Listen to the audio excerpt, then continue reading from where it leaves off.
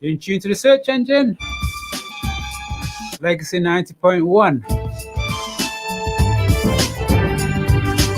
Big shout goes out to the one and only DJ Lighter.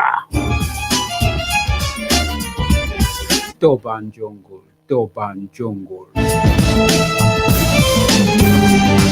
Okay. Today is the search engine meets T.A.P Talks. Back again. Came around very swiftly. And as usual, topical discussion, debate, and as always, your views and opinions are wanted, needed, and much, much appreciated.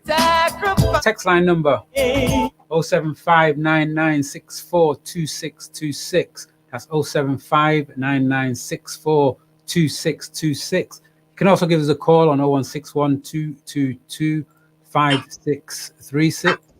And you can also get involved with us on YouTube and on Facebook. Facebook Legacy 90.1 and on YouTube SEUK Global. So get involved.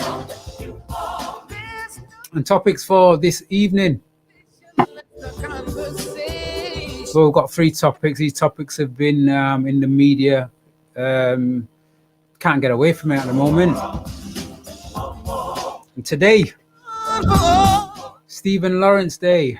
So we're going to be touching on that. We're going to be talking about Stephen Lawrence Day, what it's about, how, well, I'm sure many of you know how it came about. And it links in with some of the other 2 topics that we're going to be speaking on. Of course, we're going to be touching on the George Floyd verdict. And also the Sewell Report. Okay, let's get over and introduce the guys who are with us this evening. Here we go. Oh God, let me turn them on. Good evening. Good Angeli, evening. Otis, Evening. and a special. I'll give that special welcome to Alex, because you're we haven't had you on the T.A.P Talks. Although we know when people do search on your website, you've been there all the time. I just stay on the toes, Anthony. Because all of you. Say that again, Alex. No, all of you learned people are very well versed and knowledgeable, and so I've just been shying away from T.A.P Talks, to be honest. You guys do a great job. It's there's nothing to improve. You guys are amazing. Okay, well, you're here, and it's the first time that anybody is listening, and now because you've come at the time when we are online. You know, those guys were here when we were just in the studio, and nobody had the option to see their beautiful physiques. So, for yourself now, tell us a bit about you then and your role within T.A.P, and a bit about yourself. Okay, so my name is Alexandra Leach, but on my social media go by Alexa Lee. Within T.A.P, I manage the Facebook page, social media, and I'm the health and well-being lead as well. The only thing within that department, that's kind of what I cover. Being a part of T.A.P now, I was probably one of the later members to join the T.A.P executives. And I've been a part of T.A.P for about 5 years. I've been a part of T.A.P now for about 3. So, Okay, brilliant. yeah. Thank you for that. I'm sure you'll say that again. I missed that last part. I said that's me in a nutshell. Okay, I thought you said I'm not shy. Oh, okay. All right then. So today, guys, we're gonna have these 3 topics. Yeah. So if we initially start with the Stephen Lawrence Day, and then if we go on to the Sewell Report, and then touch on the verdict. Is that all right? Yep. And then we could have some Bob questions. Although I was thinking today, because we've got the adverts as well, and the adverts are like 2 minutes, 3 minutes. We might be able to take a Bob question at adverts time. Okay, it might be a bit sad for the actually listeners that are out there, but you still be able to hear online, and yeah, so maybe give that a try as well. So we've had the so today, the National Stephen Lawrence Day. Has anybody been involved in anything today? Yeah, I've just come out of a live that was on Twitch that was being hosted by an organization called Kickstart, I think, and some community youth groups are involved in that. That started at 6 today and it runs until 11. And that was amazing, just young talent, just honouring the life of Stephen Lawrence, but also showcasing their skills, their brilliance, their talents. So that was really cool. And yeah, I've been having loads of conversations with people about Stephen Lawrence and sharing it all on my social media, letting my young people know about it. So yeah. And where now? Because like we're on what is it, 27 years now? 28 years. Yeah. How do you? Because I was talking to my daughter today, and she said that they had an assembly in school where they watched a video about it, but it ended quite abruptly. So they never had a chance after it to have any kinds of questions or discussions. So where do you come at it 28 years down? I know there's guidance on the Stephen Lawrence website, but for you as somebody who works with young people, how do you approach it, and how do you find from what position they grasp it? I guess I approach it first and foremost as a human, to say this is an injustice that was perpetrated against a young person first of all, and then I approach it from the position of, you know, an African diasporic or a Black person, to say that I feel it even more keenly because of that fact. And then thirdly, as a youth worker, you know, my role is to try and empower, educate, emancipate young people in their kind of like development, get them to see Wagwan basically on a critical level, and to look and analyze as to the injustices and the systemic, if you want to call it racism and discrimination that we face in this country, particularly as black and brown people. So that's how I approach it. My experience thus far today has been a lot of young people have definitely resonated with that and reacted to it. And I've had conversations with young people today and in the previous days, and I'll probably have more conversations tomorrow about who Stephen Lawrence was, what his legacy is, what we're trying to achieve, and why we literally must never forget. Because 28 years later, you know, we're still facing the same type of injustices and still in the same rawness of feeling of hurt and trauma that I suspect the whole nation were in this time 28 years ago, and particularly his parents. So it's something, yeah, definitely championing and talking about at the time. So yeah. Brilliant, thank you. So Otis, 28 years ago, you know, you would have been a very young man at that time.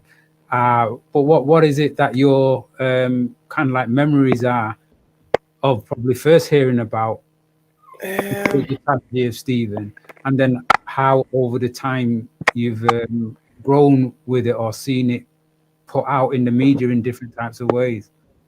Yeah, I think it's like around that time I was about 9.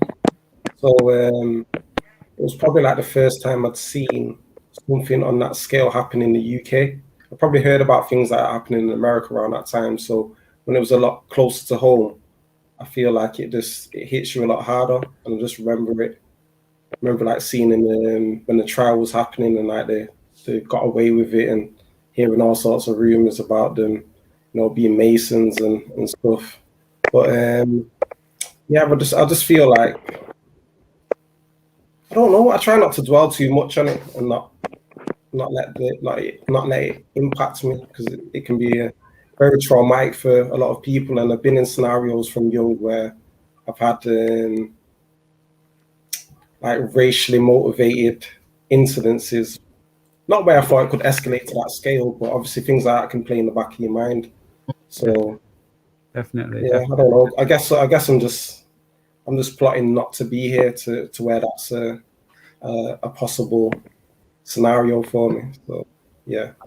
Okay, we might go back there a bit, but let me just go to you, Alex, and especially given your well-being position, because like Otis was saying there about the trauma of even sometimes even thinking about what Stephen went through, his family, the years that Doreen had to fight to get to where she's the things that she is today. But even in the approach, one thing that it seems that Doreen hasn't done, she's never played on really the race issue, although it was an issue of discrimination and these people attacked him on the color of his skin. She's not pushed that. She's pushed it that, you know, people need to learn and go into the grassroots, into the schools, into the communities to make them aware of this illness, this disease, this mental health, which they call racism.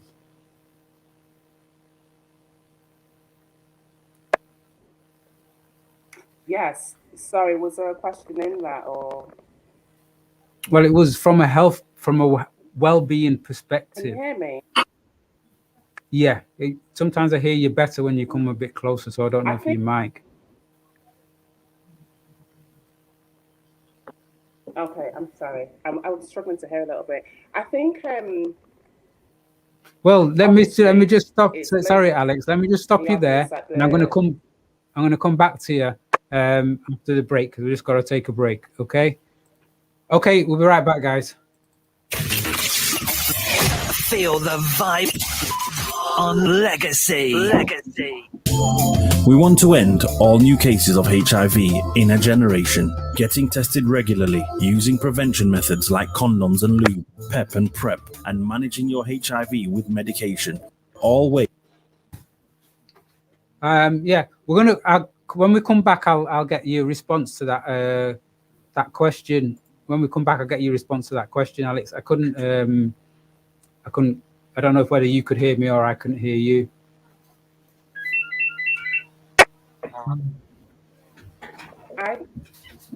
Very crackly, like it's Hello? put in a.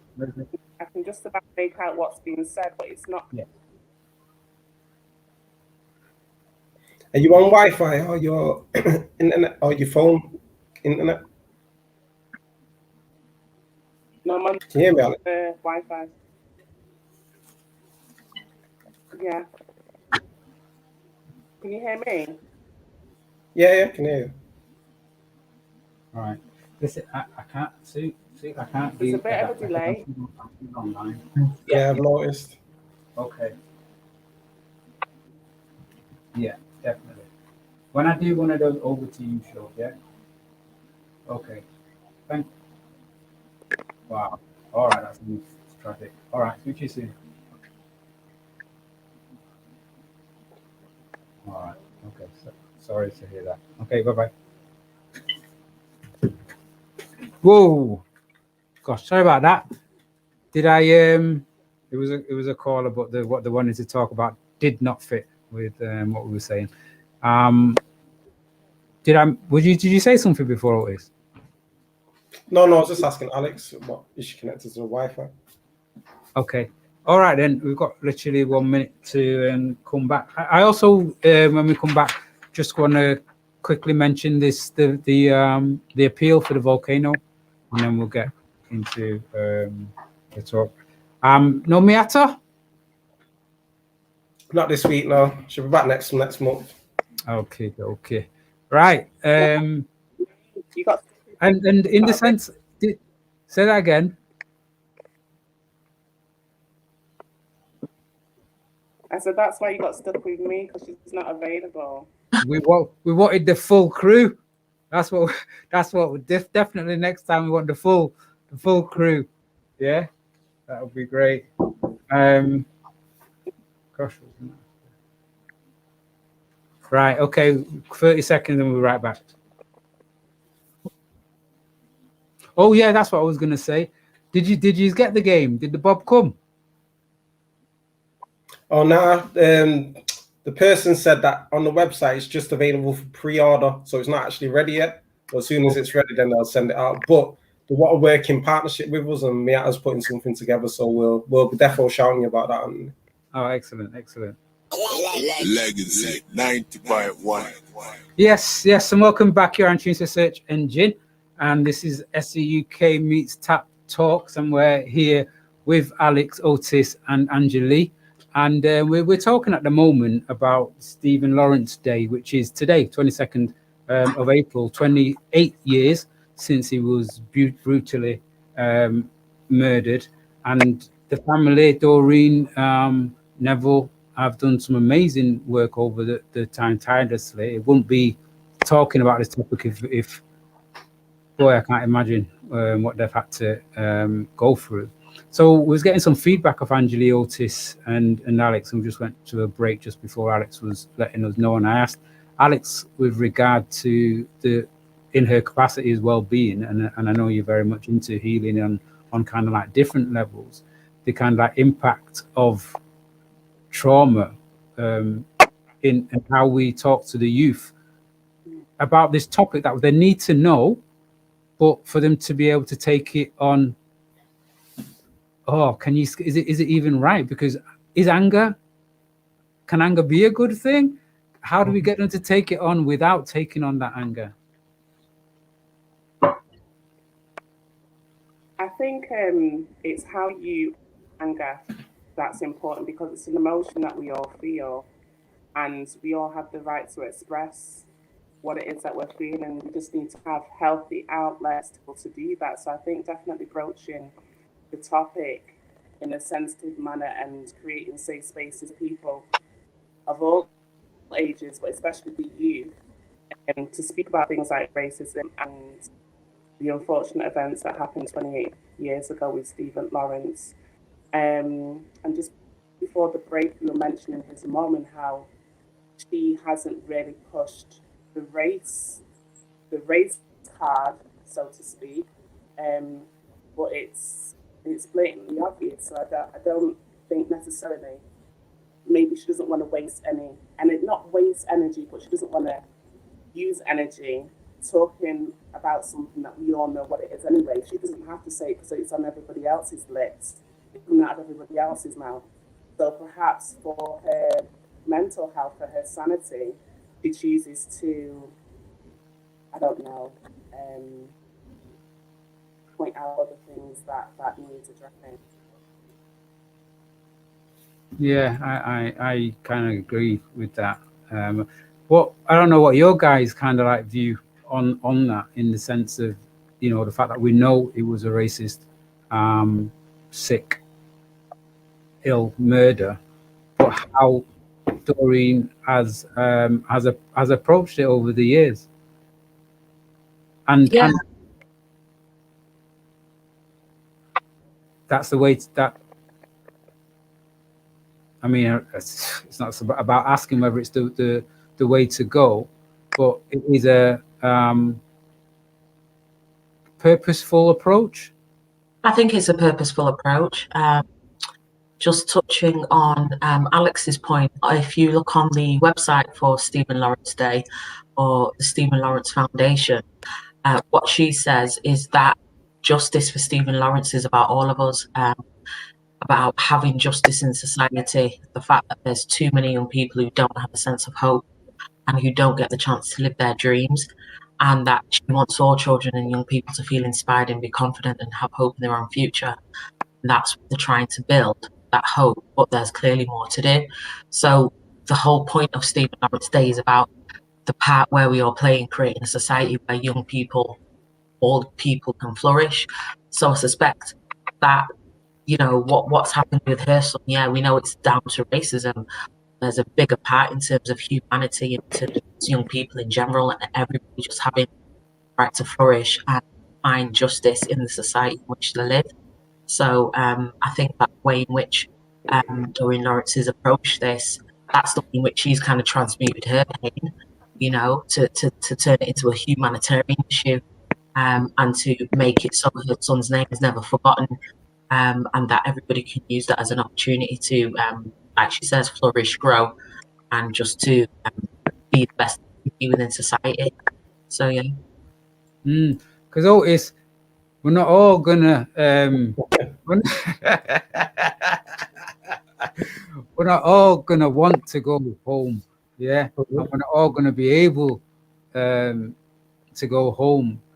And I know you're saying that, and there's so many books that have been written about how tired people are of having to try and explain what it kind of like feels like to live in this country as a black person.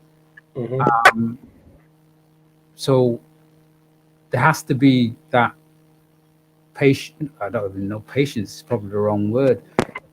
That's still that teaching that. I get it.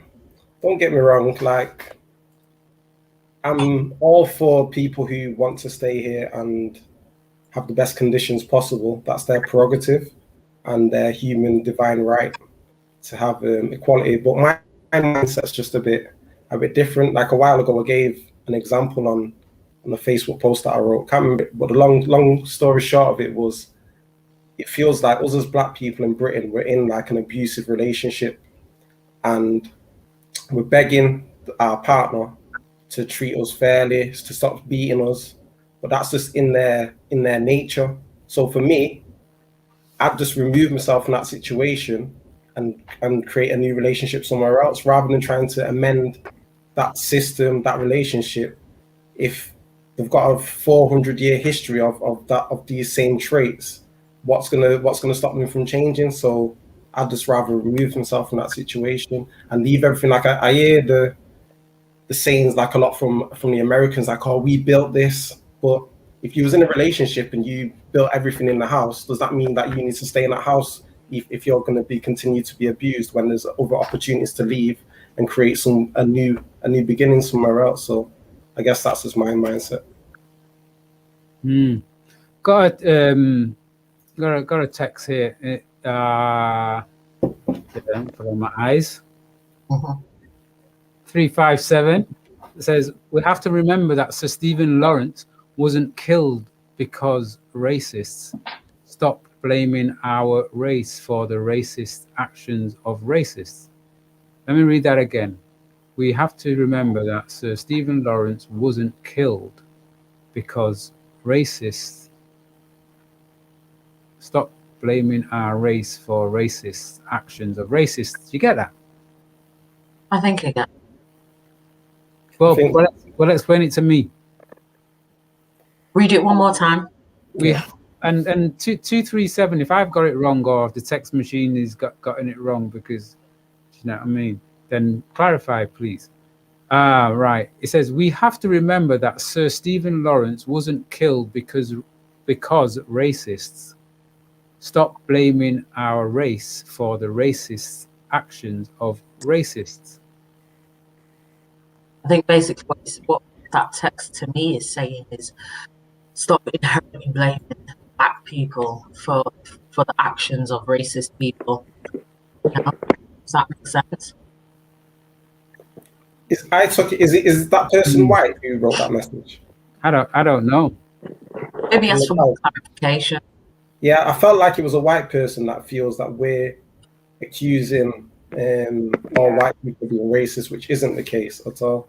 But you can't say that he wasn't killed because of his race. Racist, yeah. Like, what's he on about? And plus, like, I just want to clarify, I don't have an issue with white people. I have an issue with white power infrastructures. So I'm not even giving it the title white supremacy. It's not supreme over me. But this is the point sometimes where then we can't get into the actual conversations, yeah. Because we're talking about this and Stephen Lawrence 28 years on, and the same issues that were there then and there how much amount of years before are still here. Yeah. These are touchy subjects, isn't it? Not a lot of people want to conversate on them. But why should there be touchy subjects? This is the thing. Why should there be? If there should be touchy. It's not touchy for me. I'm happy to conversate about it. But Well, I know we are, and there are many other people, and there's many people that have been trying to bring this discussion for, as I know, definitely through my lifetime and before, even before there were books for people to do. I keep saying that there's so many, like you never hear like on like a lot of these mainstream media, not that you have that expectation, but you never hear them talk about the likes of some of like John Henrik Clarke, yeah, Dr. Joseph Ben Jokin, and what's her name, Dr. Francis Cress Wilson, Sheikha Anta Diop, yeah.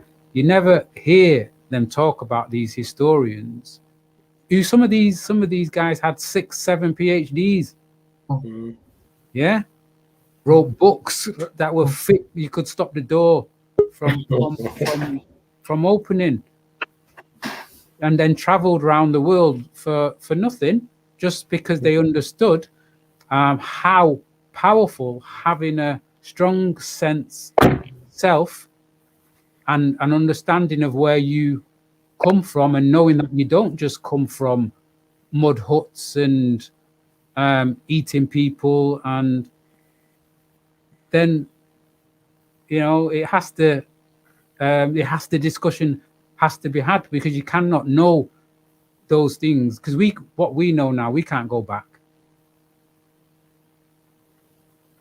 But for me, the problem is that it's like, in some ways, they want the youth going forward to understand that personal power from understanding the heritage. I think, to be honest, I think it's a touchy subject because it's emotive. It's a touchy subject because we call it a touchy subject. We need to be talking about race, and we need to be talking about equity as easily as we talk about, I don't know, having breakfast in the morning or clothes you're wearing that day. It needs to be on the forefront of everybody's tongues, and at the forefront of everybody's minds. But nobody wants to talk about it, and it becomes touchy because it is emotive, and it's very, very closely linked to people's consciousness and psyches and how they see themselves in the world and their perspectives. And it's very closely linked to personal power, group power, and kind of like groupthink and consciousness. And even though we all individuals as humans, we still link to groups and communities where we want to feel like we belong, or we feel like we have some type of power that we can exercise. And ultimately, I think as humans, we all have this egotistical part of us where we want to feel on top and in charge. And really simplistically, that's what racism is, because it is a construct, and I think part of the reason why it's so difficult to discuss is because it's an age-old construct. It's like Otis said, 400 years old, that was rooted in the mindsets of a society that, one would think that, we no longer ascribe to or understand. And in a sense, that's right. But at the same time, we've moved along. So to talk about it contemporarily is really difficult, because to try and get into the mindsets of the people who cemented racism and the racist structures and constructs is difficult. It's like, it's pathological to try and understand how somebody could, see a person as 3/5 of a human being, or treat as chattel, or do all the awful things that did to them. It's incomprehensible to a lot of people's minds, black and white, and I think there's a lot of guilt there. And with any type of managing of emotions, if you feel guilty over something, you're not likely to talk about it. That's just the long and short about it. If you feel bad about it, if it's complicated, if it's traumatic, if it reminds you of something where you feel embarrassed or shame. And I think the big word here is shame. There's a lot of shame when we talk about racism and race and all of those things there, and people don't want to dig up and start to deconstruct and start to talk about what this is shit. It's really, that's just long and short. And what's funny about it is that it's taking place in a I'd say, I wouldn't say a country, within a system that supposedly prides itself on discussion and debate. Yeah. No, not at all. Not at all. Think about the British stiff lip and all of those things there. I think there's a difference between discussion, debate, and discourse. you know, in the UK, they have a lot of debates, and it's based upon this really rigid structure, isn't it, and framework. But that debate is different to it might have in a Jamaican household or African household or whatever it may be, you know. So I think it's that as well, and it goes to like a collective shame. That's just the long and short. Yeah, definitely. And there's a total backup Yeah. there. But again, Alex, just coming again from the just for the health position. I know we spoke on this show, or the word has been mentioned with regard to epigenetics and you know, things that you're not even aware that you're carrying. And this goes to, I suppose, what Angeli was saying in the sense of not you don't even know you're actually emotionally damaged in some way. I said to somebody the other day, I think it was at work or whatever, it was a white person, and asked them when was the first time they were called a white bastard, and they looked at me kind of out like, you know, what do you mean? Not what do you mean, but you know, they said I hadn't anyway. That I couldn't remember. It's never happened. Yeah. I can't remember how many times that's like happened to me. I think the first time it happened to me, I think I was about 7, you know, and that was just, I ran across the road and as a kid, and the car didn't nearly miss me, but it had to like brake a little bit. But that was what was shouted out of the window. I remember that, my first one. But since then, I've had said to me on so many occasions. And I suppose the fact that even that, you know, I'm talking about it in this kind of like light-hearted way. Do you feel sometimes that knocks the seriousness off the impact that it actually has? I'll just give that to anybody. No, I Oh, well, don't. Alex, I was talking to. Go on. I don't think the seriousness is gone, and if I'm a little bit off, I can't carry really on. hear, so I'm really trying to just pick up bits of what it is that you're saying. But I think what you said is only seriousness is gone. It could almost be like a coping mechanism that we kind of make light of these things, because with myself personally, like with social media, sometimes I have to come off. We're just bombarded with images and things all the time. Like, we really have an effect on your mental health. So you just have to kind of take a step. Various things that are happening to us within our community and have been for centuries, unfortunately. I think we just kind of have to go, yeah, we know it's happening, and we kind of just have to. I'm sorry, my little girl's spoken up. It's all going wrong tonight for me. Don't worry about it. We roll. Kind of just have to look at it with tinted glasses. Otherwise, it just.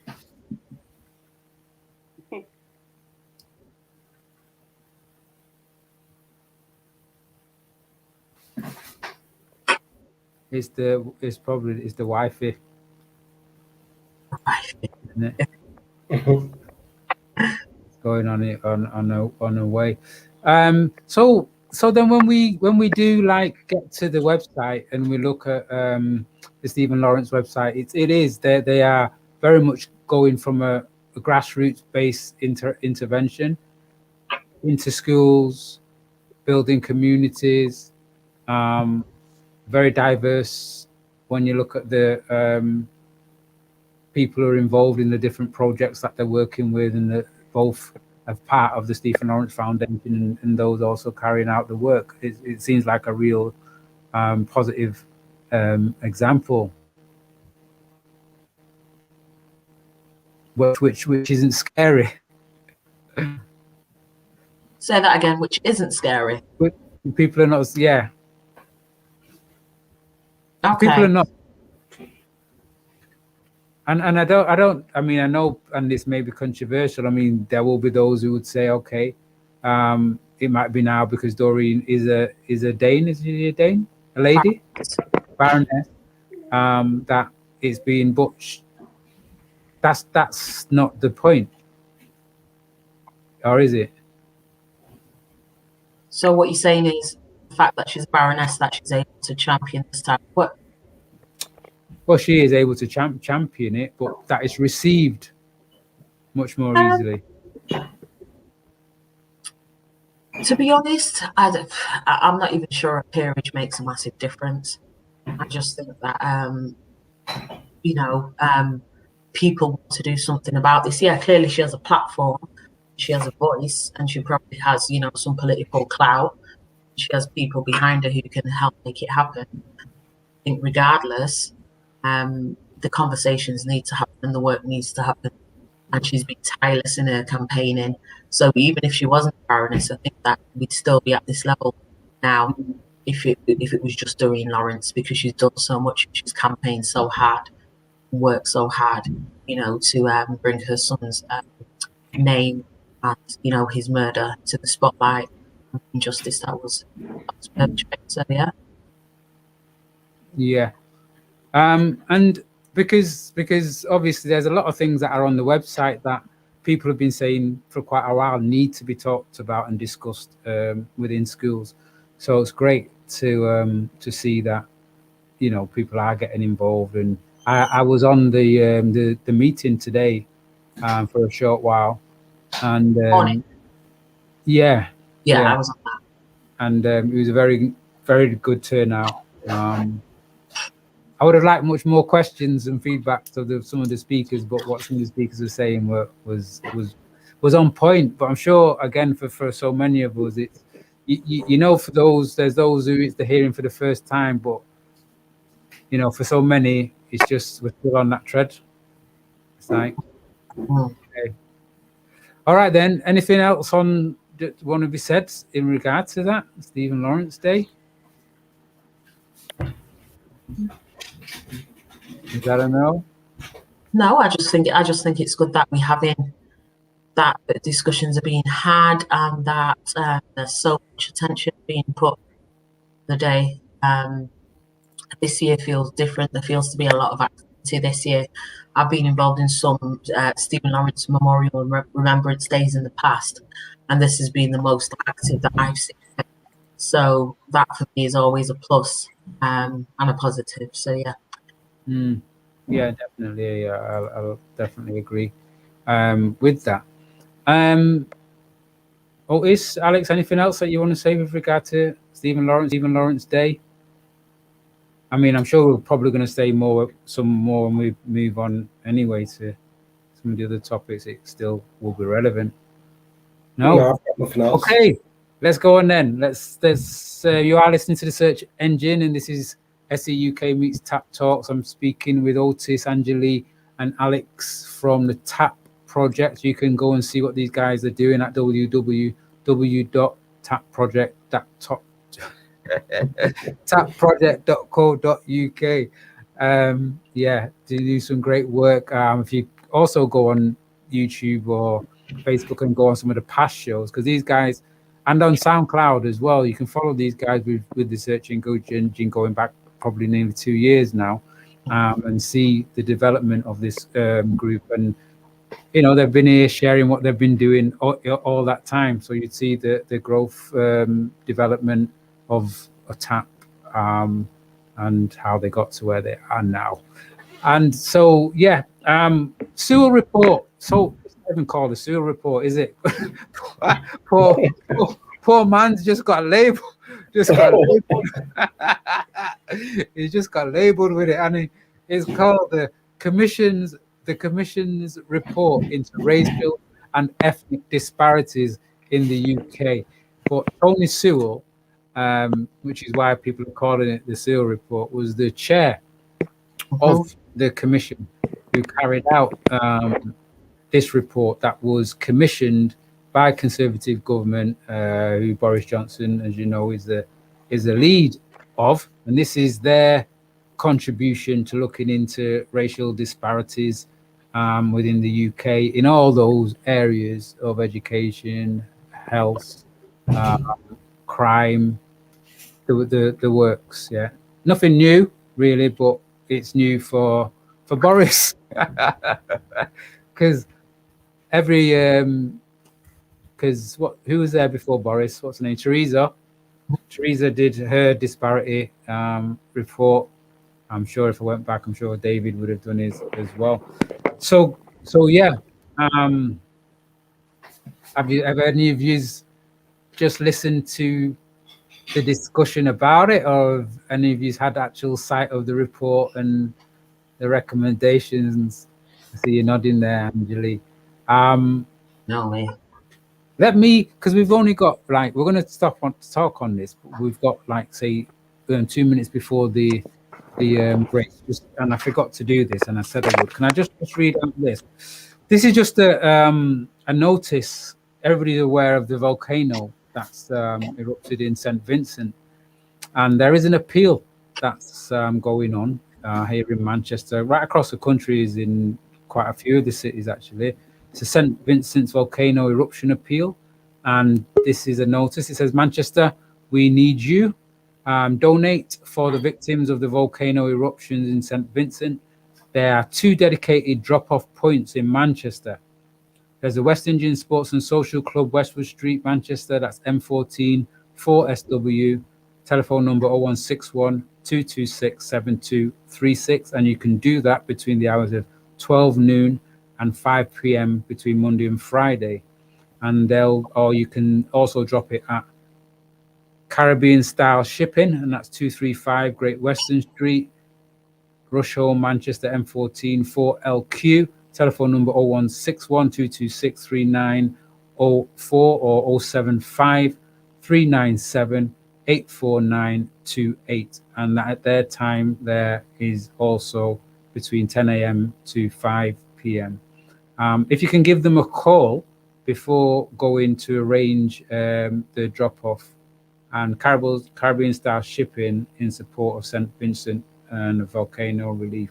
And the things that they're asking for to be dropped off, list of essential items required, only brand new.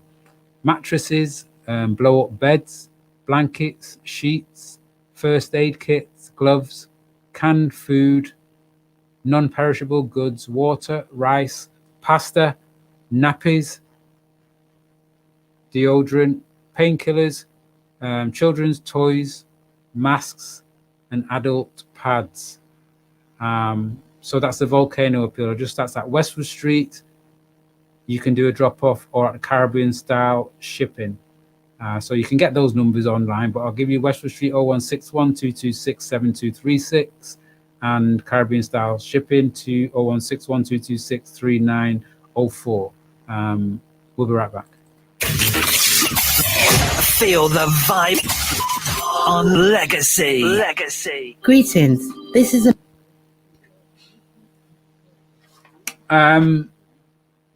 Do you know what the situation is now with the St. Vincent?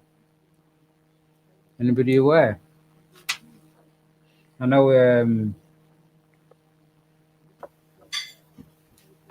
Yeah, I think it was Richard.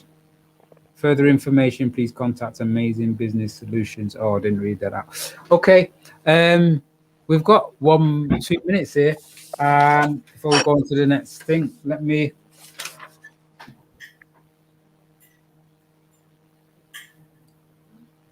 I had some of these questions, these Bob questions, and I was thinking that I could just throw one out in while we're here. Over I've done before. I can't hear. Well, we can. Just Yeah, about. we can hear you. Yeah, you are crackling a bit, but you're the one of least resistance. 3 of us, we're okay, so we're not accepting that we're the problem. I don't know why that is. Yeah, okay. It's interesting. Quickly, here's one. Gosh, are black people too materialistic? Yes. Yeah. In general, yeah. No arguments with that one. Yeah. I feel there's a shift happening though. Yeah. Yeah, I feel there is a shift happening, and we are becoming more aware. I don't think it's realistic. You don't. What's your counter argument? What's your No, take I don't think on? it is. So what? Give us your version. No, I think it could be to do because we've kind of been at the bottom because of the economic, social pole, if you like. I think because of that, we strive to have certain things and to be at a certain standard just because we like shiny things. I do have. Legacy 90.1. You guys hear me? Yeah, we were getting what you were saying there, the bottom of the pile thing. And we're going to go back to that question. We're going to find the time to go back to that when we do a couple more Yeah, to the end, because I think that was going somewhere. So we're talking about the race now at the moment. You are listening to the search engine, and this is the search engine SEUK meets T.A.P Talks, and we're here with the T.A.P Talks team, Angeli, Otis, and Alex. We were talking before with regard to, this is Stephen Lawrence Day today. Go on their website, go and see what they're doing. They're absolutely doing some absolutely amazing work. And if your children are going to schools and you're going to your school, make sure they tap into that website and use the information that's on there and bring it into to the schools. Yeah. But now we're talking about the so-called Sewell Report. It's the Commission's report into racial and ethnic disparities in the UK, commissioned by Boris Johnson, to look at disparities within the UK on all levels. So who wants to start on that? Why? There's a lot to say. First of all, I'd say that that report has been, it's been lambasted. It's basically been academics, organisations, scholars, grassroots people, organisations, whoever it may be. So many different people have turned their back on that report and said, first of all, we didn't contribute to this, and if they credited us and said that we did, they're lying. And I'm not just talking about small organisations, I'm talking about NHS foundations, I'm talking about CCGs, I'm talking about the Runnymede Trust, I'm talking about scholars like David Olusogu, I'm talking about clearly David Lammy's of the world, UK Youth Future Foundations. So many different organisations have stepped away from that report and said, "We nothing to do with this. We didn't contribute to it, and if we did, it was by stealth." It was awful the way in which they put the report together. None of the recommendations speak to how that they can bridge the gap, particularly around education in schools. All of the recommendations, from what I've read, are just performative, if that makes sense. So very similar to the last race disparity report that came out. You could look at the McPherson report that had all of its recommendations. Nothing was done there. You know, it's just lip service. It's just, for me, it's just another government coming along and saying, "Oh, this is how we can forsake the facts. Let's, create a 264-page report and put black people in there and say that they wrote it, so it must be right. So what's your problem?" And it's nothing to do with race, it's to do with class, and white kids get it worse, and that's it, shut your mouth. And baby's bad, so we get rid of that. That's essentially what I've seen. That's it. Ooh, straight there. Otis, Alex? I'm a bit nonchalant about it all, to be honest. I've not consumed any energy into it. Like I stated earlier, I'm not here to fight them. This is what they want to put on us. It just speeds up the time on me plotting to exit here. So not really put a lot of energy into it, to be honest. Like I don't really tend to have a lot of conversations on these subjects just because it's not something I want to put my energy into. But obviously for the sake of the show and everyone wanting to have the conversations about it, then I'm cool to speak about it tonight. But yeah, in regards to the report, I don't even know the full lengths of what is detailed. Obviously, I know I've seen everyone kicking off about it, but I didn't look any further into it. I'm just choosing to consume my energy in other areas, to be honest. Alex, you got any thoughts on that?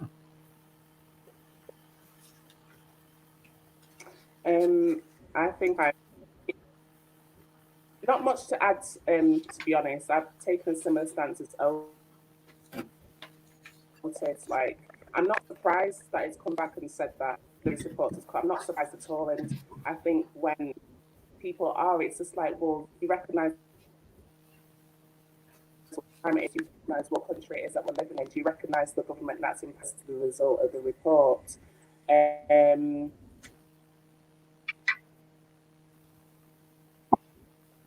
But like Otis was saying, it's not something that I've really put on time and energy, because it's just going to take me down, for me, a downward spiral, because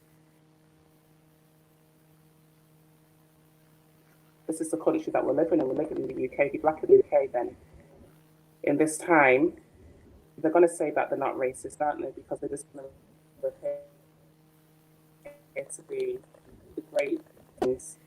We're great. You can't really say anything against that. So, yeah. I think the thing as well with all the people, I don't know if we're surprised, but even some of the people who are in the commission have been distancing themselves from the report itself, because I think everybody that was on the commission were from some kind of so-called ethnic background. So therefore, that belief is that gives it more weight. What's your thoughts on that anyway? Do you know, like, that one black person can speak for all, and then them that be taken? I think that's something that is done a lot. Say, for instance, when there was stuff going on with a very, very small minority of jihadists, then they would allow, a Muslim scholar or somebody from the mosque to speak on behalf of the whole Muslim community. They see us as one homogenous group, don't they? So if one person thinks it, then all of them would think it, and that's it. So if a couple of people write this race report and say there's no racism, then there must be no racism, and all black people think that. They don't see people of colour as being nuanced, separate, individual humans. I think that's basically the long and short of it. Some cool comments in the chat. Got a comment here. Let's have a look at that. What that's saying. I'm with Otis. Not paid it much mind or any respect, as I expected it to be doctored, but would say it's good that there has been uproar and highlights the national cover-up when it comes to acceptance, I would say. Yeah. It sold us out though, Annie. Basically, he's took a paycheck and tried his rubbish. But the thing is, the thing is with him, which again, many have pointed out, is that he was saying the same thing that he said in the report like 20 years ago. So many people weren't surprised at the result of the report, because That's probably why he got hired, didn't it? They knew what he was getting. Yeah, because his thing is around education. I think he had his own project where he took people from the UK to different countries, and it was quite successful. And it's the same thing when we say that some people can talk. It's like when you drag out some of these MPs out of Conservative Party, and they're also saying that racism doesn't exist to a point, or it doesn't exist to the point where it stops people from growing or climbing the ladder. Because look at me. Mm-hmm. So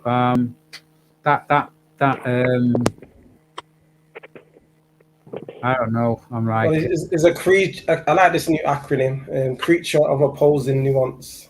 That's what he is. say that one again. Creature of opposing nuance. Old time brother Dean. Wow. And go into that a bit more. So you're saying that he is a creature of opposing nuance? It's an acronym. Look at it when he wrote it down. I wrote that down quick.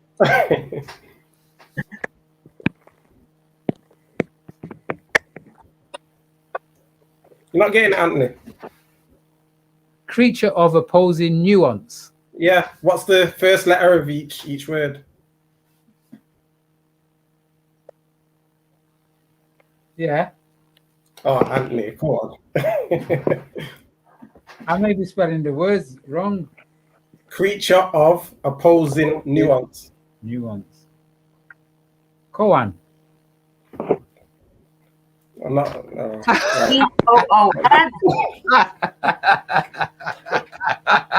I think it's too late, Anthony. It's a bit too late tonight for him. You killed it, Anthony. You killed it.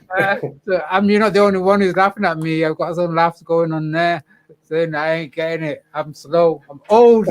Man, No, never said that. I said I think it's a bit too late. Yeah. So given this, you can explain it to me and break it down at another time. So yeah, like you were saying before, Angeli, we've had so many other reports that have never gone nowhere.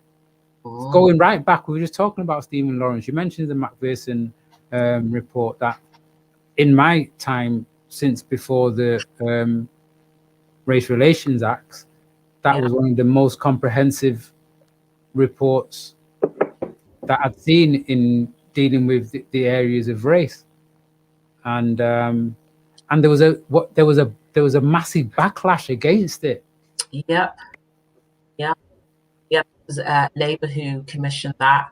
And before that, we had the Scarman report. I mean, I need to look more into these. But yeah, I do know that all of these reports that have been commissioned by governments have not gone anywhere. They're not really worth the paper that they're written on, are they? Because it's not changing anything, you know? Yeah. No. So, and I think that's the thing, but they still seem to keep doing this. I mean, Teresa did the one, and they come up with the same with the same outcomes every time. Yeah. So what? Is it just black people that have reacted negatively to this, or other races? No. Yeah, The UN, the World UN have reacted to it. Yeah. Yeah. So maybe it's a good thing, you know. I think that the time that we find ourselves in now, energetically, on the spiritual level, and I'm sure Alex will resonate with what I'm saying, we've had discussions about this, is that in order to, if we know that, Lauren says it, we must destroy in order to rebuild. If you want to destroy and dismantle the system of institutional racism, then we need to actually just knock apart and pick apart and uncover the rot, the pain, and the hurt type of thing. And to do that, all of these systems and thoughts and beliefs and narratives and ideologies that have been so dominant for so long need to be broken down, and need to be highlighted and need to be brought to the surface so people can see the absolute madness that's going on. So I don't know, it could be a positive, but there's been wide-scale derision of this report, not only in the UK, but worldwide. If the UN are wading in, you know, then yeah, I think they've likened it to the KKK. So if the report would have came back like with the truth that it is a racist country, what do you think would be different then? What do you feel how would that benefit us, do you think? I'd say, just to backtrack, the difference is there's a difference between a racist country and a country that has institutional racism. Institutional racism, yeah. I don't know what the difference would have been. I can't even begin to fathom. I don't know. Because for me, I feel like whatever the outcome of the report would have been, we'd still be in the same predicament. And I feel we need to... Well, in a way, but I go back to the Macpherson report and what we said with regard to that, in the sense that it came out with Labour, people railed against it. It was being implemented, yeah. But then when Conservative came in after Labour, and people were like, "Oh, why should I tell you what my retention rate is of staff in my company? Why should I don't want to keep having to tell you who has been here for 100 years but only still cleaning, and everybody else has gone up to management status," which was what the Macpherson report, it was looking at disparities in all workplaces. People had to keep a note of how they were employing people, how they did the interviews, how the people were promoted. Did anything change after it though? It was changing.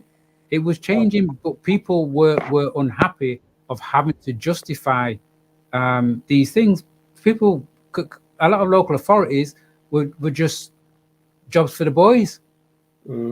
Yeah, people could be just dismissed from jobs. I remember doing a commission report in Doncaster.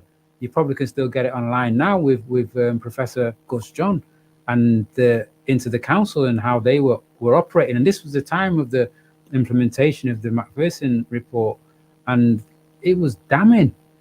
It was damning how people were being treated in that town. I couldn't believe it when I went down there that these things still exist. At one stage, I'll just give you one example. There was a hotel that I was staying in there as I was working, and it was probably one of the most expensive hotels in Doncaster. And I was in this hotel for nearly 3 months. Yeah, no other black person in that hotel, right? No other, right? And I'd go to get my.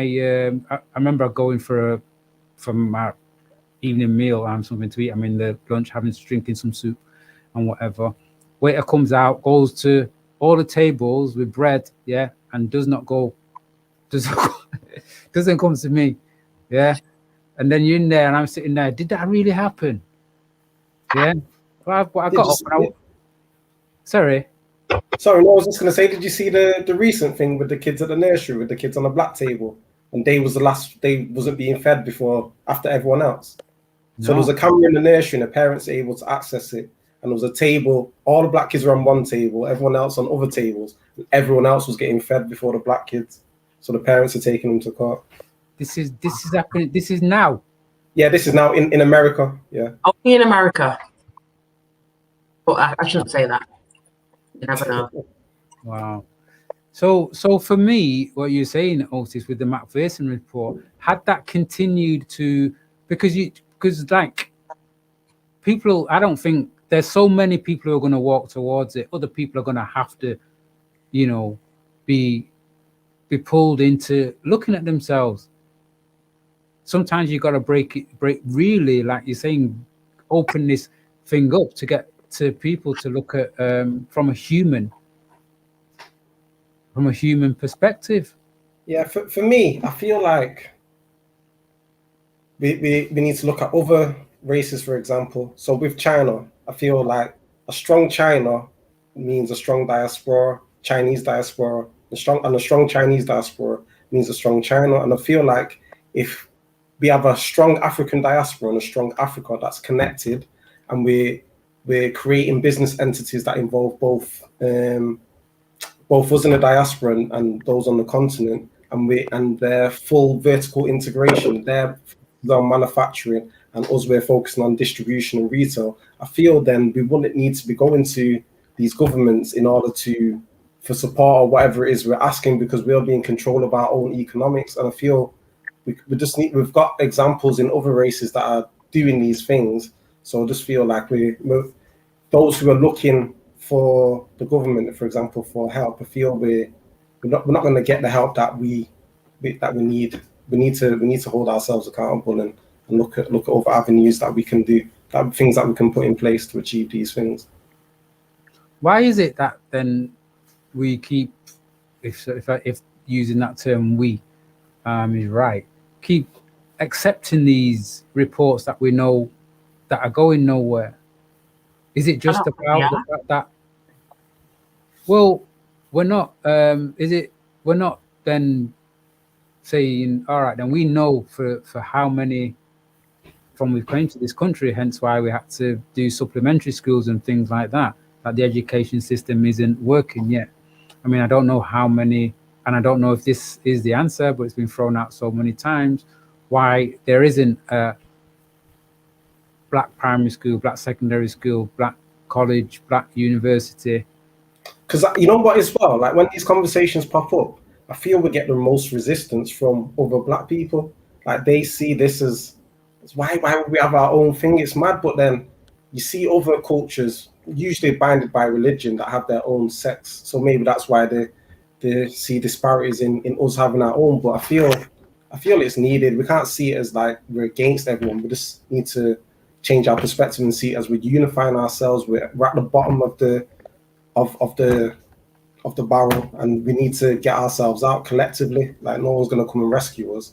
It's only us that can save us. And I feel we're not implementing the correct strategies that's going to take us out of these situations. So, for example, even with the report, if it was showing its true colors, and we got everything possible, like more jobs, more climbing up the ladder, like I don't even think that's the answer, because we're begging them for a seat at their table. Let's create our own tables. Like, forget trying to be accepted in their world. Let's create our own world. So that's just my approach and mentality. I was reading, as part of some reading that I'm doing, I was reading a book by Dr. Clem, who's based over at MMU.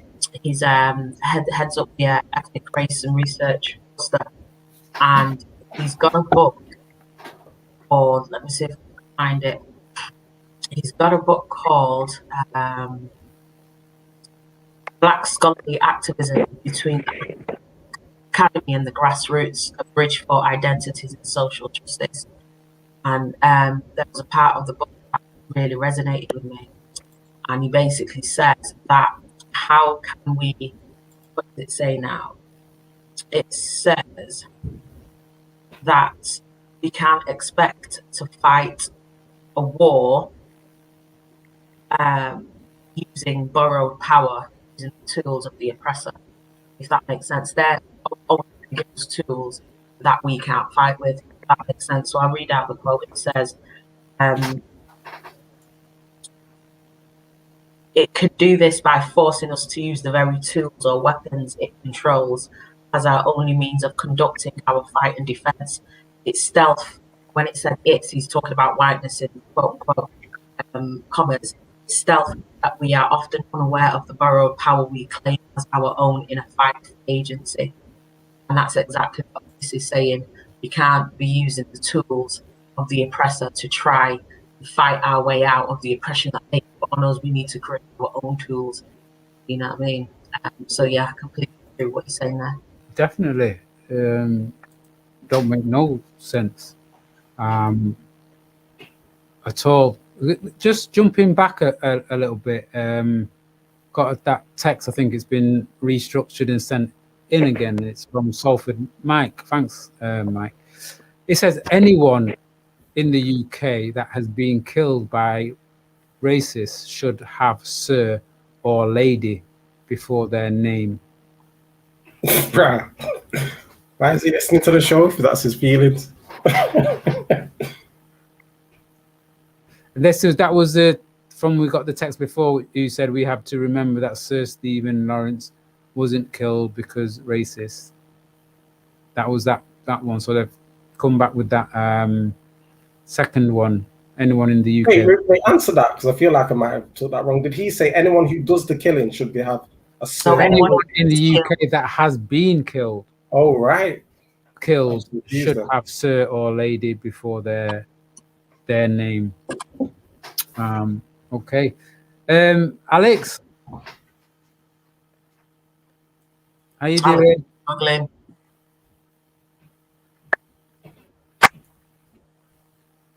Hello, Alex. Yeah, are you really struggling to hear, so yeah.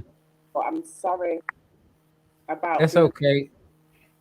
I'll still be trying to bring you in just to make sure you don't know. We might just chime up and start working in that sense. So yeah, I mean, did anything, because even with books, yeah, like when you look at some of the even books that have been written by some of the racists that we've been lauding, you know, Trollope, some of those other people who have tried to write derogatively about black people forever, it's very difficult to write lies, just total lies. Even within the lies, there's truth. Yeah. So are you telling me that there's nothing in this report that you said, yeah, all right then, that particular point? Because let me just got here, you got point 4, recommendation 4, bridge divides and create partnerships between the police and communities, noting the key concerns in relation to communication, transparency, and consistency in the approach for stop and search. You wouldn't disagree with that? No. But how many times has that been banded and loaded and tried? Yeah, true. But again, you look at this and you think, what new would you could they come up with all that has gone already? Really, the main thing that was new is for them to do what they actually did and come off with that the institutional or systemic racism doesn't exist. Even when I thought about it, when it first came out, and I thought, okay, that's that they might have just be playing the game and actually just dashing it out there to encourage the conversation. I know you don't agree with that. Time. That I was thinking maybe they just did that report to throw it out and encourage debate and discussion, knowing that it was gonna get that backlash anyway. They're not that thoughtful, are they? No, they're not that thoughtful. I think that this report, I was just reading something really quickly from a website called Critical Legal Thinking, and it's saying that that the report represents an almost perfect encapsulation of a number of contemporary right-wing attempts to grapple with the issues of race and racism. And secondly, it represents a symptomatic document of the present situation. So they've kind of like, even though they're thinking that, oh, we've done this great thing for the Black people of the UK or whatever, or it's really performative, whatever you want to call it, what it's done and highlighted is shown their absolute lack of knowledge, lack of grasp when it comes to race and racism in this country. I think that's why some people are kicked off. They've basically shown themselves to be idiots, if that makes sense, with this report. All the money that was spent, all the people that got involved, 264 pages of something that you already know. So in that respect, I think it might be not a positive thing, but something could be garnered from it to say that this government doesn't get it. Or how far back taken on. Yeah. Showing the state, the amnesia of that place. Okay, we'll be right back. Feel the vibe on Legacy. We want to end all new cases. Yeah, so let's go back to the question, the Bob question, and I'm going to try you again on this, Alex, just to see how you think. Maybe if you start talking and we actually get you clear, but you're moving, we're going to say just stay there and just talk and don't move an inch. Yeah. So the question was about whether Black people are too materialistic, and we kind of like the point that you were making. I kind of like, I could say that could be broadened out in more of a discussion. Can you just remind us, because you were saying no, we're not. It's because there's a lot of things that we feel that we've not had. Don't move. Yeah, that's what it is. I don't really think that we're materialistic. I think it's just through a kind of not having the full access to all the resources or things that we should actually have by right has made it appear that we're materialistic, but actually we're just trying to survive out here. Do you know what I mean? It's not necessarily the luxurious things. I think if it's luxurious things that you're primarily seeking, then it could be classed as being realistic. But when you're just looking for suitable housing, suitable healthcare, education, and things of that nature, then I wouldn't necessarily call those things materialistic. That's just what we should have, and we've got a right to have those things. But then on the other hand, go from this side to this side, I don't actually think there's anything wrong with wanting nice things either. I don't think that should be demonized. And I think that when when we want nice things, when we want the bling, it's like, oh, you're materialistic. Well, so's the queen then. Why does she need gold goblets? Do you know what I mean? No, I just think we've not got our priorities nice straight. Things. If I'm going to work for. Sorry, there's a delay. Yeah, I just don't think we've got our priorities straight in general as a culture. When you see like the influencers in our culture, I feel like they wear a lot of the wealth. Not maybe some of them might be. I feel that now there's a cultural shift taking place where you're seeing a lot of the figureheads more talking about assets, and I feel like for the last 20, 30 years or whatever, when we've had like a lot of we've had the platform to have a voice, I feel like what we display is we're showing too much materialistic in that we're showing all our wealth. When you see a lot of like rich white people, they don't necessarily look rich in their look, but they could be worth billions. I feel we want to look rich first before we even acquire the wealth. Legacy 90.1. I wanted to answer that as well. Can I? Just hold on a minute. Yes, welcome back. You're answering to the search engine, and this is SEUK meets T.A.P Talks, and we're here with Otis, Alex, and Angeli. We have had a couple of topics already. We're talking about Stephen Lawrence Day, which is today, 22nd of April, 28 years since this tragic passing. But you can go on the website, doing some absolutely amazing work, and see how you can learn from what's on there, and also share with your schools and communities the information that they're sharing on there. We're also talking at the moment with regard to the Sewell Report. But in the break, we've been, I don't know if you remember the last show, we started doing these Bob questions. So we did one at the break, which was, question was about materialism and whether black people are materialistic. If you were listening in, then you would know where we're up to. If not, then, well, that's where we're at. Angeli was just going to give some feedback from her point of view. We've just had Otis. Go on, Angeli. I was going to say, when you say black people, I said yes straight away, because I think there's a difference between black people and African people. Black people are a construct. When you check it, yeah, we call ourselves black because that encompasses 400 years of, do you know what I mean? Africans being shipped all around the world, and, you know, the diaspora, that's what black is. But African is something else, if that makes sense. So when you say black people, I'm talking about new blacks, if that makes sense. I'm talking, Otis was talking about, you know, where they wear the wealth because they feel like they need to prove something. They wear the wealth and they show off the wealth because they're buying into this capitalistic system. Capitalism equals materialism. So in that sense, if we are buying into a capitalist system and trying to, trying to make up for the fact that we're not used to having what is deemed as being wealth in this society, then yeah, we are materialistic. We need, that's just the long and short of it. But if you was to go back to, I don't know, villages in Nigeria or Kenya or wherever, then their wealth isn't underpinned by materialism or capitalism. Their wealth might be by Ubuntu or by their community resource or by could be how many goats they've got or something.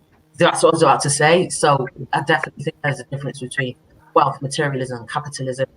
Talking about new blacks, i.e. us, if that makes sense, then yeah, we are materialistic because we're trying to make up for a lack of inherent self-worth that has been shoved down our throats for how hundreds of years, and we do that through buying into this capitalist system that was basically created on the backs of our ancestors' labours. It's deep. So we've been programmed from early, even before internet days. The word. Like thinking back, like just growing up in like my area, the people who you look up to was like the drug dealers, and they'd have like the news cars, news trainers, the chain, and this is like what we're aspiring to, and it's just a vicious cycle when we, like, it's not myself personally, but then we try to acquire those things as well, and it's just... Yes, you don't lie, you went to gold chain when you were 50. Alex, say something.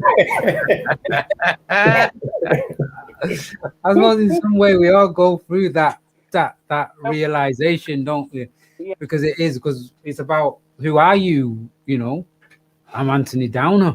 Where does that name come from? How many and how many other names did my family have before I had this one? Sorry, Alex, go ahead.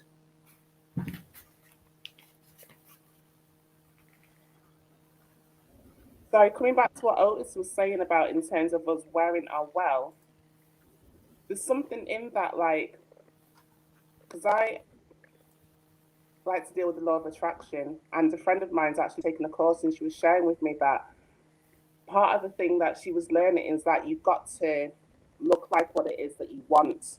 So if you come in at it from that point of view, in terms of I'm emulating wealth in my appearance, attract that, and so I experience that in my reality. If you come in with it, if you're looking at it from that point of view, then I don't think it's detrimental. I don't think it's just like I'm splurging out on all these name brands just so that I can fit in and just so that I can feel like something. If you're doing it with a different kind of consciousness, and I think it could be helpful, it could be beneficial. That's Yeah, because I think that's the key in a way, in the sense of depending on how it impacts on you, because it's about how much you're talking about, more or less attachment there, yeah. So it's about, there's nothing wrong with having the car or the clothes, but if those clothes or those car is what you need for you to feel like somebody or of any kind of worth, then that's not a good place to be, surely. Yeah. And like what No, of course. but then because, what, without. Sorry, go on.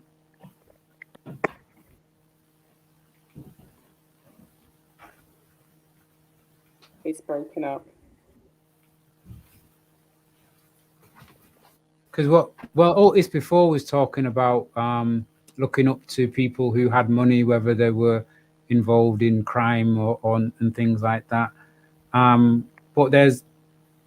But some people even in them times were making money, but that didn't bring happiness and peace.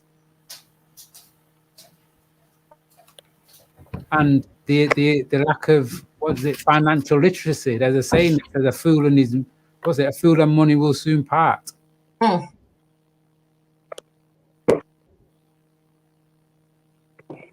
So yeah, there's so much in the sense of that unlearning, and it took, the thing is that in the sense of it taking so many generations to get to here, and how many are understanding that it may take quite a few generations for us to get back to that point. And like our parents or our grandparents, who were they were steadfast, weren't they? They just did what they were doing for whether it's for the family or whatever. Many weren't seeking to, have everything right here, right now. Their pleasure was in trying to send their children to school or to college or to university. And so how many of us really are happy for us to be really putting in the work right now, but not to be reaping the rewards right now, and maybe not even to be reaping the rewards in our lifetime? I'm prepared to do that. It was interesting seeing. I think that's kind of what we have to look at. Go on, Alex. Go ahead. No, it's all right. Go on. No, try, Alex. Go on, and then we'll go to Otis.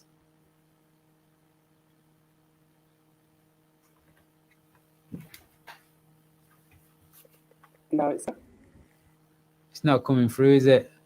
You sort you for next time. Go on ahead, Otis.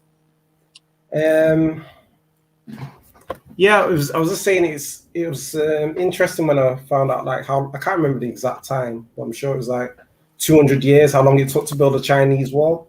So people started it knowing that it's not going to be completed within their lifetime, even the next generation and the generation after that. But it was a long-term vision in regards to executing on a long-term plan, knowing that it's not going to be completed within your lifetime, but they was prepared to put the work in, and they played their part in completing it. So I feel this is something that we need to put in place for us as Black people. Like, we've been suppressed for so long. It's not going to turn around in 5-10 years. well, it could do with the fourth industrial revolution taking place, because it's going to make things grow at an exponential rate in regards to technology. So we can't miss this opportunity. But yeah, it's not necessarily going to be a quick thing. And yeah, we need to put in plans in place where our children and grandchildren continue building upon the momentum what we've built, and people before us as well. There's a saying, I think you spoke about it, Otis, in one of our previous shows. I read it as well, saying that a wise man knows that he can plant a seed, knowing that he will never sit under the tree shade. That is, his grandchildren will sit under that tree shade. And it's about, when you're talking about wealth, generational wealth, that's what it is, really. Yeah. If you have had conversations and read books and stuff where, there's certain tribes in Africa in particular, where every decision that they make, every action that they make, they will ask themselves, how will it benefit 7 generations in front of me, or 3 generations in front of me, if that makes sense. Knowing what they do today will have a direct benefit to the generations in front of them. And I think maybe if more of us started thinking like that, we would probably operate differently. But I think in order to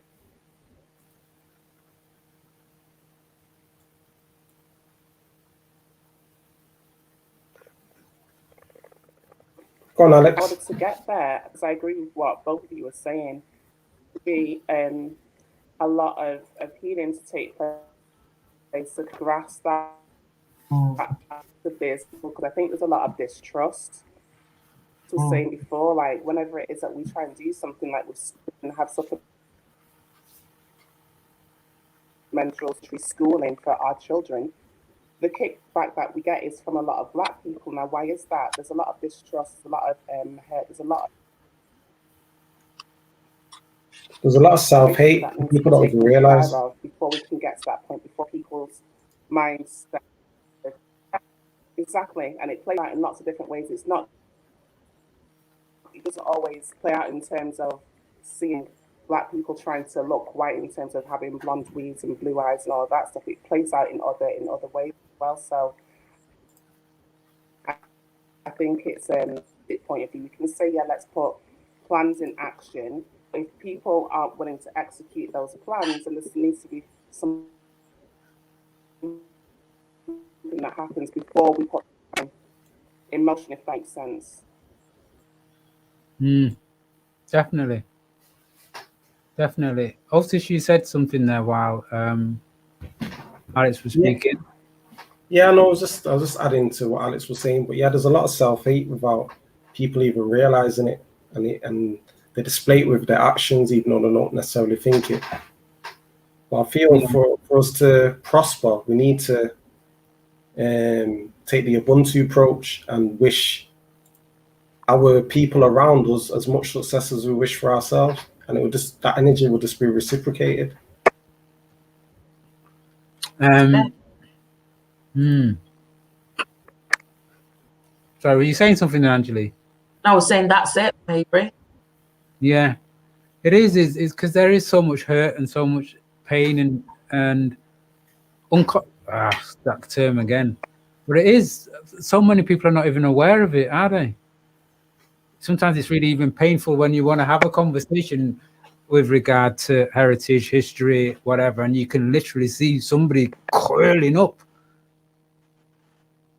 On one hand, they know it's right, but they don't know how to live with it and how to actually walk in this system, having a strong sense of self. So how do we get that strong sense of self?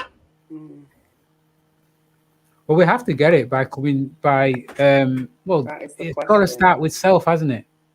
You've got to recognize that it's something that is it's an issue. Then you've got to be around like-minded people who can support you in that change, because when you come to the realization, your world's upside down. If you're not aware of something, and if someone doesn't tell you, how do you become self-aware of it? Because I feel that's going to be a big obstacle. Like, how does someone address that they have self-hate without someone identifying it within their actions and pointing it out to the person?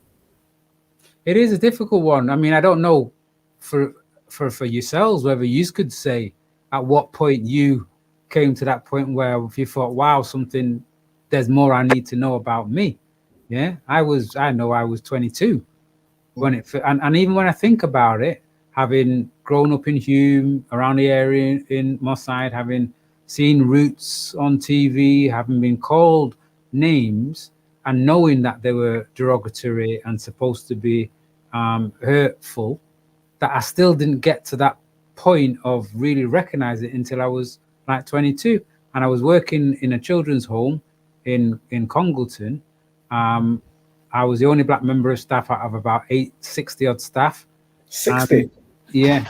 And then there was a boy that was brought there from Worcester, a black boy, who they said on his file had identity problems, and they gave him to me to work with, right? And he tried to scrape his skin off his arm, so all his forearm was scarred with where he tried to scrape off his skin because he didn't want to be black, because the area what he lived in was predominantly white, and he used to get picked on and whatever like that. So when they brought him to me, I thought, what do I didn't understand that, because as much as I knew about these things, I'd never wanted to deface myself or anything like that. I still not at 22, but before that I wanted locks because I liked Rasta. But it made me think about how am I going to help this boy, because I don't understand this. And I spoke to my sister, who put me in touch with somebody else, who put me in touch with, this is the first time I met Paul Abinner. He was teaching in Juicy High School, and he invited me to attend some Black History classes that they were doing at the time, and it blew my mind. It blew my mind. I went home that evening in tears. Yeah. You know what, as well, it would have been harder to come across that information because it was before internet as well. In tears, man. Yeah. And then I went home and started on my mum. Sorry, go ahead, Alex. I think that's where it starts. That's where it started for me, was learning about my history and learning about how socially we've been engineered to behave in the way that we behave and to view ourselves the way that we do. And once I kind of got my head around that, I was like, oh, because I went to a predominantly white school. I was one, there was only myself and another black girl in my year. And so that's why I didn't recognize it at the time. It was only when I came out and started to do all this extra learning that I recognized what it was and how it was playing out when I was younger in school. But I got my head around that. I was like, oh, okay, I can take out this weave now, because it's not that weaves are bad, and if you want to change your look, that's fine. But I was doing it subconsciously doing it because I thought I would be more accepted with this appearance. Now if I wear a weave, it's because I want to wear a weave. It's not because I'm trying to look like anybody. Does that make sense? So I think it really comes with a deeper understanding of who we are as a people, what it is that we've been through, where we're coming from, and our future collectively. Because without that, you're just going to be lost, because you can grow up around black people, you can come from a black area and still not fully get it. It takes a conscious kind of effort to unlearn some of the learning or the programming that we've received.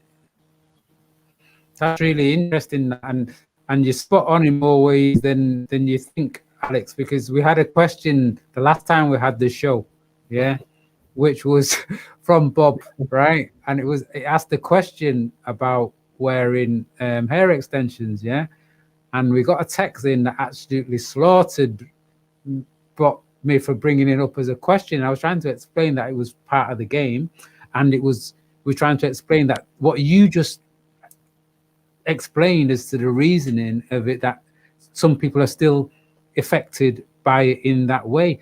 And again, I tell you, it wasn't even just a text. After I finished my show, I got a phone call about the same thing, saying that question was inappropriate. I think it was the same person.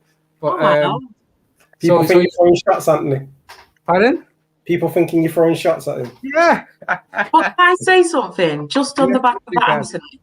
And I wanted to speak about it, is going back to the first Bob question that you asked around Black people being materialistic, and me talking about different ways in which African people display their wealth.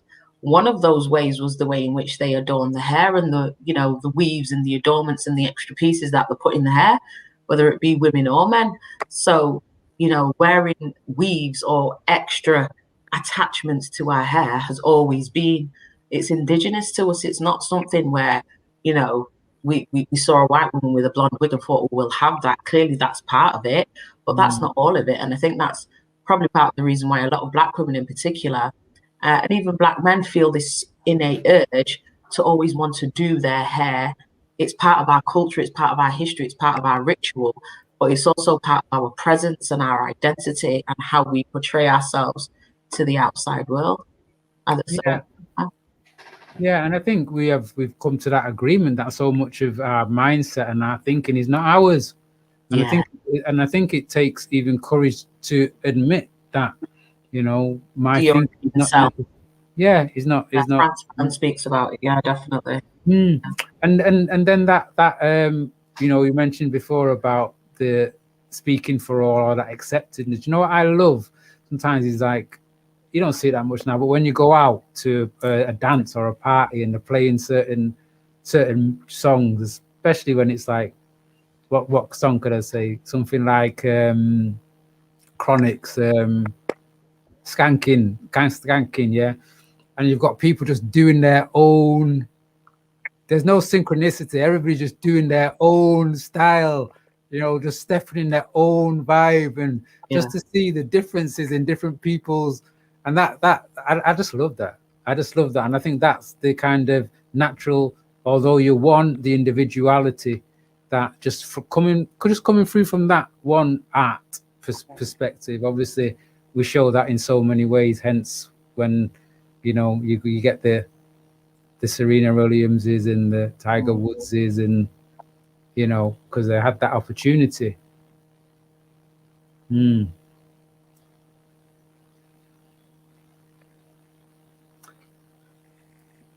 Right. Silence. So listen, we've got like 4 minutes. So we were on this Sewell thing. We'll bring that to a close. There's not much really more to be said. It's done more harm than good, but good than harm, in the sense that it's kept the conversation going. Didn't have any expectations that we were going to do anything with it anyway, even if it did come out. But like you're saying, it comes back to self, doesn't it? And what are we going to do? Yeah. We've got this race equality group that we've got in Manchester. It's been there going now for I don't know how long. Is anybody aware of anything that it leads on, or its main priority? It's got a few priorities, I believe. One of them is policing. One of them, you know what, to be honest, it's more like a scrutiny panel from what I understand. So everything that gets passed through at a GMCA level gets taken to them, and they kind of like scrutinize it and look at it and try and add some diverse nuance to it. But, yeah. You'd have to look at the website to see what it says. Yeah, and it's about pulling these things together, and who pulls these things together, and to say what you are like, or what your needs are. But there's certain groups that they wouldn't even do that with, in a sense. They would, or even you could have your thing, but we're gonna have this set up to oversee what you're doing. Okay, Right. Again, we're going to have a break in a couple of minutes, but we're going to come back, yeah, and we'll start. Are we okay with this? With enough said with Mr. Sewell? We'll come back. Nothing more to say. We'll come back with the Bob, yeah, and we'll do a couple of questions from Bob. Now, if you're listening out there, yeah, because we haven't got the game as such. Bob is a game. It's a dating game. We used it the last time. Some of the questions from it the last time when we did the show, which the question with regard to the weed caused a bit of controversy. But we're gonna have a break. In that break, if you are online and you can go and have a look at Bob, and maybe there'll be a couple of questions there that you might pull up for yourself that you might want to share with us, or for me to put to the guys to get their point of view, then please feel free to do that. And again, you're always welcome to send your questions in. As you know, the number 07599642626, or yes, we are online, YouTube, SEUK Global, Facebook, Legacy 90.1. Send any questions that you have. So we're going to have a couple of Bob questions, which are like debates. What do you call them when you put in questions out like that are like, you want it to be a bit controversially in that way? Provocative. Right, yeah. Bob's provocative questioning, yeah. So get tuned in, or if you've got any provocative questions that can be read out on air and on the show, then send it in, and we'll be happy in the short time that we have left when we come back to debate that. Okay, see you in a bit. Feel the vibe on Legacy. Greetings. This is a message. Glad you managed to stay with us, Alex. He's cut it off, Alex. You can't hear it. Sorry, what was that? Go on, I can still hear you. Go ahead, Alex. Speak. All right. Angel said something. I said, I'm glad that you've managed to stay with us. Yeah, I'm trying. You are and stuff. Alex, with regard, because yeah, I mean, you come through. I mean, last time when you spoke, we got you for quite a while. Some of your wellness work that you do, because you do, because again with energies and things like that, and is it disappropriation? Is that the thing? Is that when somebody takes your thing? Yeah. Sound. You do sound healing, yeah. Yes. Is that correct? Yeah. History to that. Yeah, I do. So, because again, yeah. when you take that backwards historically, what would you say the first kind of type of so sound when I healing? learned, right, so they tell me that the first kind of sound healing dates back to Australia with the didgeridoo. But my thinking is sound healing goes back even before then, because as babies, okay, let me try and put this right. This is my own thinking. This is not what I was taught. Like, if you're nervous, if you're scared, I know that if I'm walking somewhere dark, I might hum to myself, because that's comfort. That's also a kind of healing. Words and any kind of sound, it's a vibration. So what they taught me is not necessarily, I'm aware of it, but it's not necessarily what I hold on to. And I do further research just to find out, because they always try and, from my experience, take away from what is ours, where everything originated, which we know life started in Africa. And so they'll do whatever it is they can to try and take you off that kind of path, that line of thinking. I know, and isn't that so frustrating? Welcome back, aren't you, to the search engine? This is SEUK meets T.A.P Talks, And yeah, I'm here with Angeli, Alex, and Otis. And we were just saying, there's a question I just asked Alex with regard to sound healing and its origins, and she went to Australia, then back to Africa. Do you find, not just you, Alex, but to you guys, that because there is so many things, well, they say we all come from there anyway, but there's so many other things that go right back to there that we're just not aware of, that once you do start reading and doing your historical research, and you get that backlash, don't you? Because everything, according to you, everything comes from Africa. You just have to smile.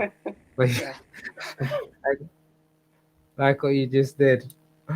Okay.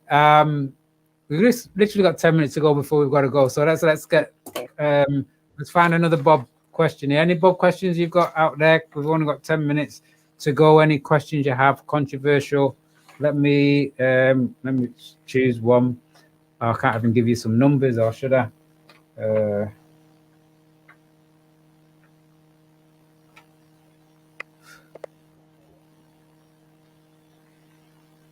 All right, I can't ask you that. Can't answer that. Should we even label ourselves black? No. Why? Why not? African. What is black?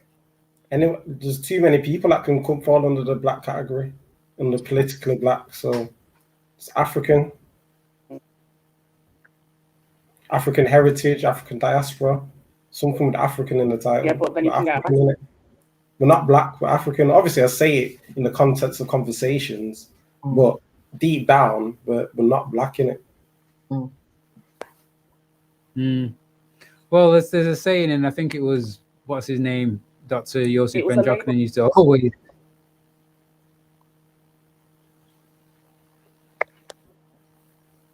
You're saying it's a label? You're saying it's a label, Alex?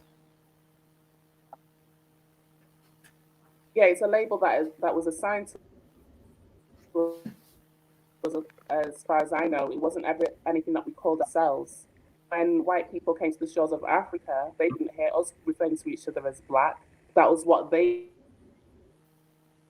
called us when they looked at us. It's not something that we ever called ourselves. It's just something that we've kind of taken on now.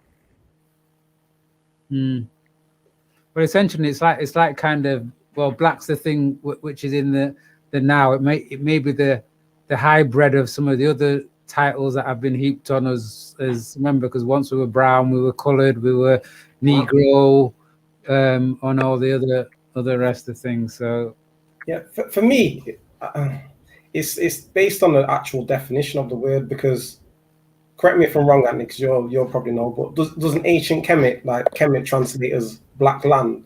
So we probably was referring to ourselves as black back then even, but just based on the actual definition of what the word means now, then I don't think we should associate ourselves with it unless that word is corrected and amended.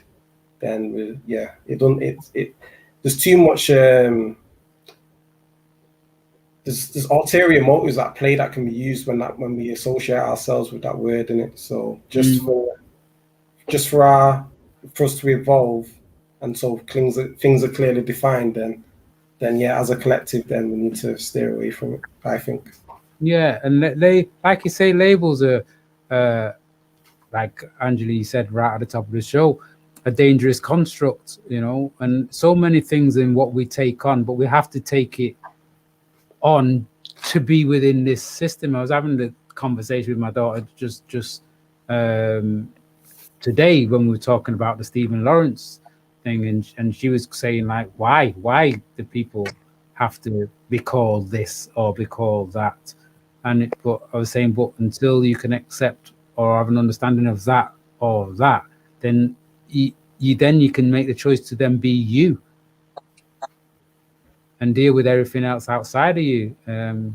Wow. I think it goes back to the Europeanization, is that a word? To how we've been classified based on Western systems and understandings. You know, we have to be put into a box. We have to be classified. We have to be categorized to be understood. Because anything that isn't categorized or classified is then seen as a threat. You know, so just as you were talking there, Black, I think, in order for us to stop being called Black, then the whiteness would have to go as well. The duality of it. Do you see what I'm saying? Yeah. That's what happened, and I think that's the if you want to call it the pathology of madness that happens when it comes to racism. In order for racism to continue as a construct, there has to be Black and white. Yeah. Does that make sense? And then everything else comes out of that. And I also wanted to self-correct myself. I've just been admonished by somebody, told up, just to say that when I was talking about the history of wearing adornments and attachments in the hair, I was talking about mud and threads and beads and shells and stuff like that. I wasn't talking about foreigners' hair, as I've been told. Was that your dad? Your dad tell you? No, that's a lovely lady in Kenya who is a psychotherapist based in London, and she knows what she's talking about. She specializes in hair trauma. So yeah, she just absolutely good point. Yeah, hair trauma. Sorry, let's get that right. Yeah, I think unless we know what actual tribe we come from, then I'm all for us just identifying ourselves as African or African diaspora. Yeah. Okay, we've literally got 5 minutes to go. Is another one? It's a bit similar to that one, just a bit. Is African culture under threat of extinction? Nah, the complete opposite. African culture is taking over the world. What? Look how Afrobeats is popping now. Like when I was growing up in school, like primary school, a diss was saying you're African. Like imagine that when people are dissing each other, a diss could be just calling someone an African. Now, I'm not an African. Yeah. So yeah, things have changed, man. People are proud to be African now. Like it's dominating culture. Like it's popping off now. Yeah. It's true. I mean, people are proud to be African, and it's the thing. The population as well, isn't it? Got a very young population. Got the youngest population in the world. Yeah. Per capita, under 25. It's got the youngest. You know. Definitely. Because I remember there used to be a saying, which hopefully isn't relevant anymore. To say that somebody was walking in Africa and saw somebody sat down and said, what happened to the people who used to walk around here? Because history tells the story of dark people, and the person says they lost their history and perished. That's definitely on the turnaround now. Yeah, I would say so.